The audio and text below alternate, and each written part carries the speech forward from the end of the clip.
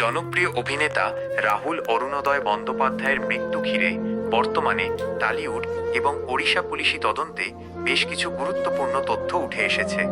29শে March 2026 এ ওড়িশার তালসারি সমুদ্র সৈকতে ভোলে বাবা পার করেগা সিরিয়ালের শুটিং চলাকালীন তার মৃত্যু হয়।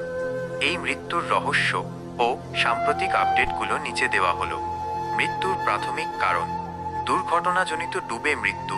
প্রাথমিক ময়না তদন্তের রিপোর্ট অনুযায়ী রাহুলের ফুসফুসে নোনা জল এবং বালি পাওয়া গিয়েছে, যা নির্দেশ করে যে তার মৃত্যু জলেই ডুবে হয়েছে, অ্যান্টিমর্টেম ড্রাউনিং। শুটিংয়ের পরিস্থিতি: সহ অভিনেতা সিদ্ধার্থ সেনের বয়ান অনুযায়ী এটি একটি ড্রোন শট ছিল। রাহুল এবং তার অনস্ক্রিন স্ত্রী সৈকতে জলকেলির দৃশ্যের শুটিং করছিলেন। হঠাৎ তিনি গভীর জলে চলে যান এবং তলিয়ে যান। তদন্ত ও আইনি পদক্ষেপ: রাহুলের স্ত্রী অভিনেত্রী প্রিয়াঙ্কা সরকার ওড়িশা পুলিশ এবং কলকাতার রিজেন্ট পার্ক থানায় প্রযোজনা সংস্থা ম্যাজিক মোমেন্টসের বিরুদ্ধে এফআইআর দায়ের করেছেন।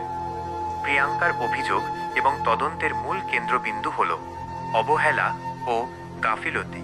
কোনোরকম পূর্ব অনুমতি ছাড়াই বিপজ্জনক এলাকায় শুটিং করা হচ্ছিল বলে অভিযোগ।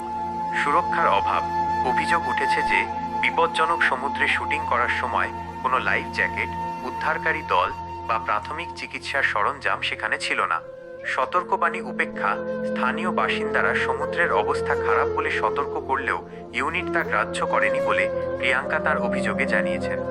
ধারাবাহিক ধারা: ভারতীয় ন্যায় সংহিতার 106(1) অনিচ্ছাকৃত গাফিলতির কারণে মৃত্যু, 3(5) অপরাধমূলক ষড়যন্ত্র এবং 240 মিথ্যা তথ্য প্রদান ধারায় মামলা রুজু হয়েছে। বর্তমান অবস্থা: ওড়িশা পুলিশের তদন্ত: পুলিশ ইতিমধ্যেই শুটিংয়ের ফুটেজ এবং ডিভিআর বাজেয়াপ্ত করার প্রক্রিয়া শুরু করেছে। প্রযোজক লীনা গঙ্গোপাধ্যায়কেও জিজ্ঞাসাবাদের জন্য ডাকা হতে পারে।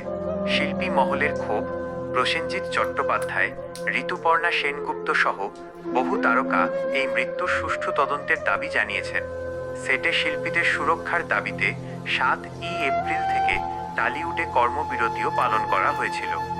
যদিও প্রাথমিক দৃষ্টিতে এটি একটি দুর্ঘটনা মনে হচ্ছে, তবে প্রিয়াঙ্কা সরকার এবং আর্টিস্ট ফোরামের দাবি এটি সাধারণ কোনো দুর্ঘটনা নয়, বরং প্রযোজনা সংস্থার চরম গাফিলতির ফল। তদন্ত শেষ না হওয়া পর্যন্ত আসল সত্যটি সম্পূর্ণ পরিষ্কার হচ্ছে না।